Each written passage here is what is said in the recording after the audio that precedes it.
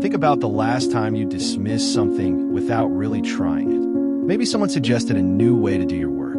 Maybe you heard about an opportunity that scared you a little. You probably had reasons why it would not work. You probably had proof in your mind that you already knew better. But what if that closed door was actually the exact thing you needed? What if your mind had already decided the answer before you even listened? This feeling happens to almost everyone. You get comfortable with what you know. You think you have figured life out. Then suddenly, life moves forward without you. The people who grow are not the ones with the most talent. They're the ones who stayed curious. They're the ones who let new things in. Today, you're going to learn how to become that person. Most individuals begin their day with a mind already cluttered with preconceived beliefs about money, love, work, and success. Concepts shaped by parental teachings, personal failures, and past experiences. These beliefs, often born out of fear and a desire for self-protection, create mental barriers that, while designed to maintain safety, ultimately prevent positive experiences from entering one's life. Like a full cup that cannot accept more water, a mind filled with rigid thoughts is unable to embrace new ideas. This state of mind hinders growth, as certainty leads to closed-mindedness. The philosopher Miyamoto Musashi articulated this notion, stating that true mastery requires one to approach each moment as a novice, free from prior knowledge. Embracing a beginner's mindset allows for openness and learning, representing strength rather than weakness. Opening your mind starts with one simple action. You have to notice when you're closing it. Right now, think of something someone suggested to you recently. Maybe it was about a book, a different career path, or a new way to think. What was your first reaction? If it was anything other than genuine curiosity, you closed the door. You might have said yes with your mouth, but your mind said no. Your mind thought it would not work. Your mind thought you already knew better. This happens so fast that you do not even catch it. It happens before you are aware. So the first step is awareness. You have to become a watcher of your own thoughts. When someone shares an idea, pause. Feel what happens in your chest. Does it feel open or does it feel tight? Do you feel curious or do you feel defensive? You cannot change something you do not notice. Once you notice, everything changes. When you see yourself closing, you can choose differently. You can ask questions instead of giving answers. You can listen instead of planning your response.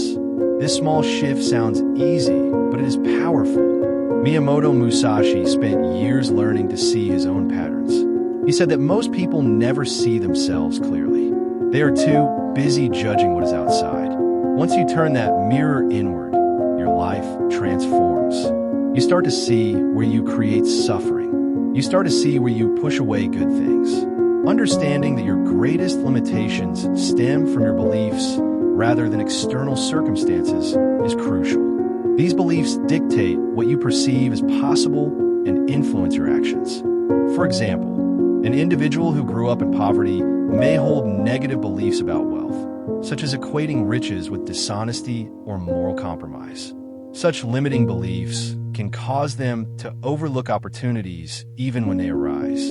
Conversely, a person who perceives the world as full of possibilities is likely to embrace opportunities, take more risks, and ultimately lead a richer life. The key difference lies in belief.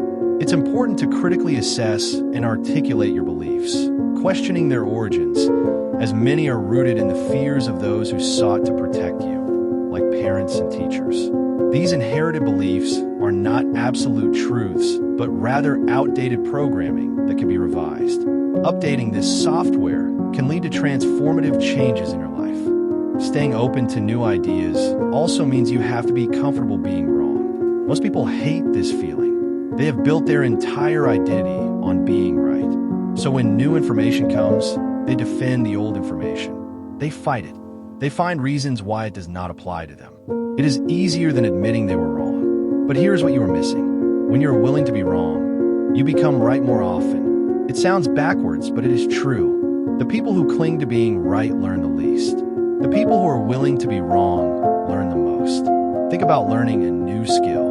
You have to be willing to be bad at it. You have to be willing to look silly. You have to be willing to fail.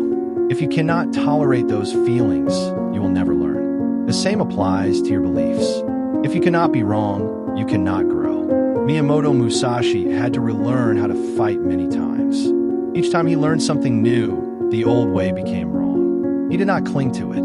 He let it go. This is why he kept winning. He was never trapped by his old knowledge. He was never defending yesterday's answers. When a new technique existed, he learned it. When a better way showed up, he used it. He was free because he was willing to be wrong. You can be free too. Just let go of needing to be right. Now, think about this situation. You meet someone who does things differently than you do. They have different values, different methods, different goals. Your first instinct is to judge them. You think their way is wrong. You think your way is right. But this closes you to learning. When you judge, you stop listening. When you listen instead, you learn. Every person you meet knows something you do not. They have lived something you have not lived. They have learned something you have not learned. If you listen with respect, you become smarter. You gain their wisdom without paying the price they paid. This is one of the greatest shortcuts in life. Most people never use it because they are too busy being right. They're too busy judging. Imagine if you went through life assuming every person had something to teach you. How would that change the way you listen? How would that change what you learn? You would be transformed in months. The people around you are not obstacles to your success. They are teachers.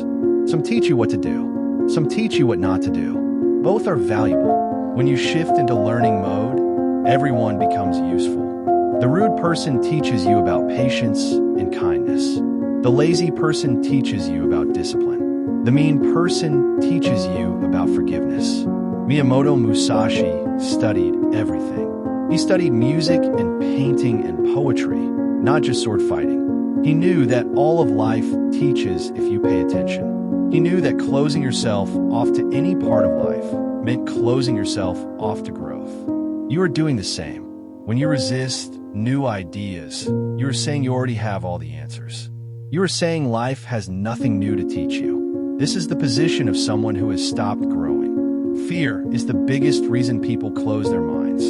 You are afraid of change. You are afraid of failure. You are afraid of looking foolish. You are afraid of losing what you have. This fear is older than your thinking. It comes from your body. Your nervous system wants safety. It wants to keep doing what has worked before. It does not care if it also keeps you stuck. It does not care if it prevents you from reaching your potential. Your body just wants to survive. So when something new shows up, your body says no. Your heart rate goes up. Your jaw tightens. Your stomach feels tight. You interpret this as the new thing being dangerous. But it is just your nervous system being cautious. You have to learn to feel fear and do it anyway. This is not bravery. This is sanity. Staying open means you welcome the feeling of fear as a sign that you are growing. Every time you feel scared, you are at a choice point. You can listen to fear and stay the same, or you can move toward the fear and become new. Most people choose the same. They choose safety, but safety and growth never happen together. You cannot have both. You have to choose, and you have to keep choosing every single day. Miyamoto Musashi fought with swords. Real sword that could kill him. He felt fear before every fight, but he moved forward anyway. He said that the fear you feel is information, not a stop sign. It tells you where you need to go. It tells you where you will grow. When you understand this, fear becomes your compass. Think about the opportunities you have missed. You were not missing them because they were hidden. You were missing them because your mind had already decided what was possible for you. Someone invited you to a party where you met your best friend, but you said no because you were tired. Someone told you about a book that changed your thinking, but you did not read it because you were skeptical. Someone suggested a business idea that would have made you rich, but you dismissed it because you thought it was risky. All of these opportunities were there. You just walked past them. How many more are you walking past right now? Opportunities do not come knocking very loud. They do not beg for your attention. They show up quietly. They show up in conversations. They show up in books. They show up in moments when you could go left or right. They show up in small invitations. Most people never see them. The people who see them are the ones who are awake. They are not necessarily smarter. They're just paying attention. They are just open. Every single day, you have at least one opportunity that could change your life. But you will not see it if your mind is closed. You will not see it if you are too busy defending what you already know. You will not see it if you are afraid. The key to catching these opportunities is simple. Stay curious. Ask more questions. Say yes more often. Listen more deeply. Resist the urge to judge. Miyamoto Musashi said that the warrior who sees the most wins the most battles. He meant that when you are open and alert, you see options others miss. You see paths they cannot see. You catch opportunities they walk right past. Here is a practical exercise to enhance communication. When someone presents an idea, respond by asking 3 questions. 1. What inspired this idea? 2. What benefits do they foresee? 3. What attempts have they made regarding it? Refrain from arguing or defending your own viewpoints. Instead, focus on understanding. This approach can transform your relationships, learning experiences, and how others perceive you. When individuals feel listened to, they're likely to share more openly, revealing insights that may have been withheld otherwise. You might discover that many ideas you initially dismissed are valuable, and individuals you judged harshly possess wisdom. This process signifies growth and evolution, illustrating that expanding your mind leads to a broader, richer life. Ultimately, the choice to remain open or closed is yours. Staying open is a continuous practice rather than a final achievement. Individuals naturally tend to revert to comfort, tightly holding onto opinions and protecting their egos. Recognizing these patterns and cultivating curiosity repeatedly is crucial. Much like Miyamoto Musashi, who trained daily to maintain sharpness, one must consistently work on maintaining an open mind. Each effort strengthens one's ability to embrace change, accumulate evidence of a friendly world, and gradually ingrains openness into one's identity.